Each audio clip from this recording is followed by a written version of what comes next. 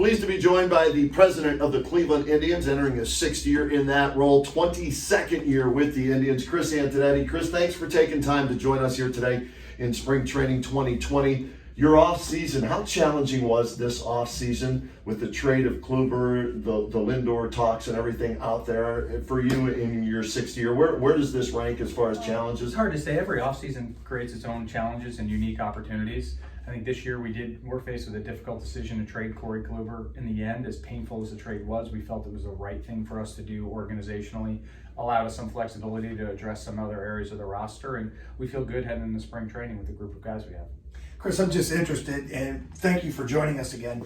A lot of times we don't get to associate the face with the person, and it's nice to finally meet you. And everybody always wants to blame you for the good, and you're going to take credit for the bad stuff as well. How do you juggle the two?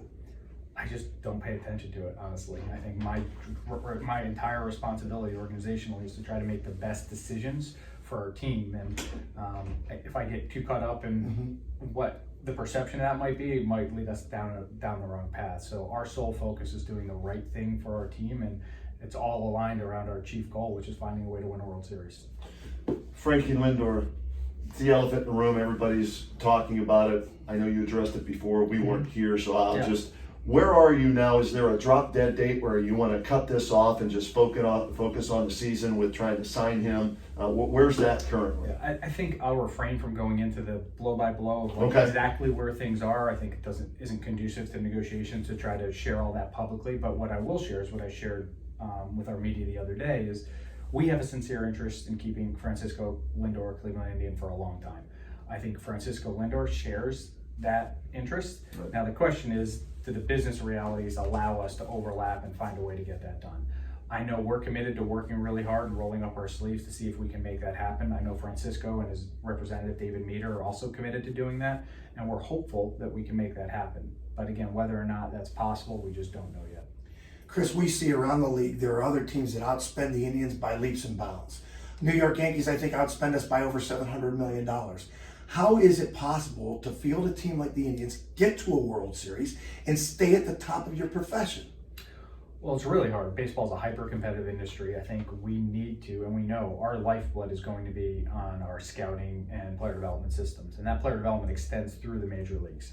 And so we need to find a way to continue to be better than our opponents on acquiring players and then creating the best environment, giving our players the right tools and resources and culture for them to grow and be the best versions of themselves. And I think what we've seen over the course of the last few seasons, and last year was a great example of it, of young players coming in and contributing right away at the major league level to help us win. And we need for that to continue, because if it doesn't, we know we're not going to be able to beat our competition because we're not going to outspend them.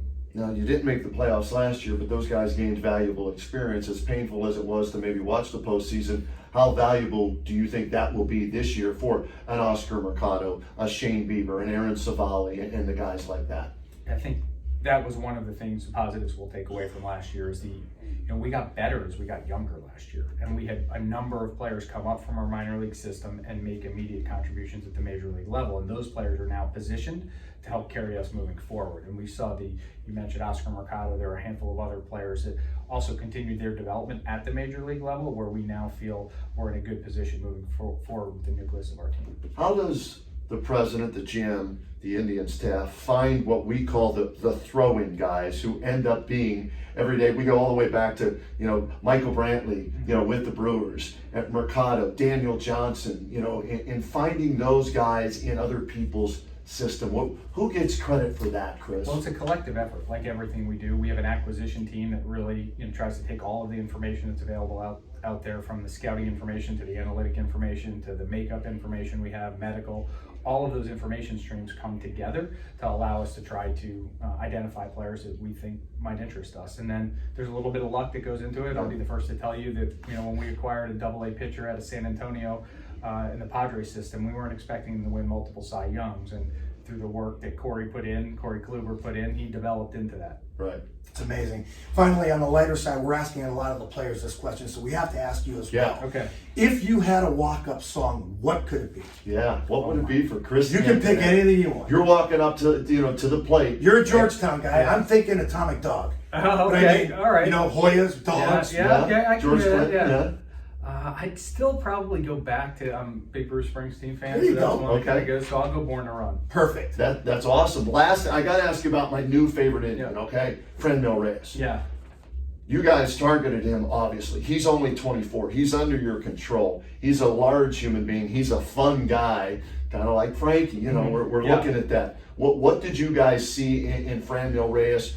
How were you able to make sure that he was the targeted guy you got, and what are you expecting from Franmil? Well, his calling card's his power. I mean, he hits the ball really hard when he puts it in play, and that translates obviously into really productive offensive numbers. So I think that's the thing we were most excited about, and now we're hopefully can continue his growth and development as a complete player, both offensively and controlling the strike zone, making more consistent contact, and defensively continuing to improve in the outfield. But we think he has ingredients to continue to develop into a really good player for us, and I think you've started to see he's got this engaging, dynamic personality that really can help unite a clubhouse. All right, one more thing last thing, since it's the only chance we get you this year.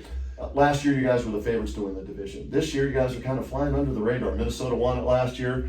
They're considered the favorite. Chicago made some moves. You guys might be considered an underdog. Do you think that's a good thing and a different role for this organization?